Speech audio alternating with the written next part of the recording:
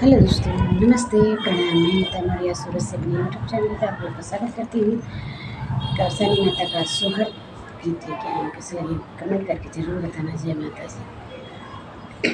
घूमी घूमी यशोदा मैया अर्घ दे लियो शनि मई के मनावैयो शनि मई के पूजई हो बहिनी। घूमी घूमी यशोदा मैया अर्घ देनियो शनि मई के मनावैयो शनि मई के पूजई बहिनी। जब हमरे हुई हैं लाला वह दूर दूरिया करई भई दूर दूरी या करई भैया शनि मई के पूजब हो।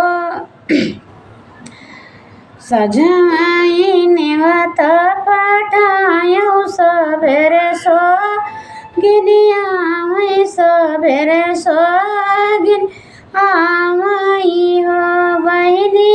चना गुड़ लइया गायो शनि मैया पूजब आओ शनि मैया पूजब।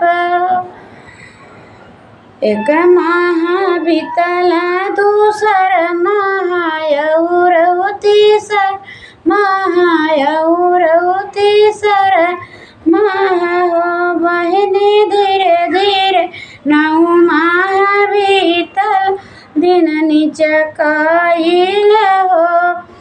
एक रात बीतल दूसर रात और तीसर रात हो बहिनी। अधिरतिया जनम कन्हैया महल उठे सोहर महल उठे सोहर हो।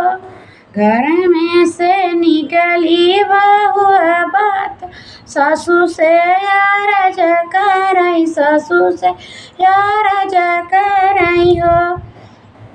सासू मने रहे आओ शनि माई पूजवा दूर दूर या करई भैया शनि मई के पूजबई। सोहागिन सब बोलाऊं सोहागिन सब बोलाऊं।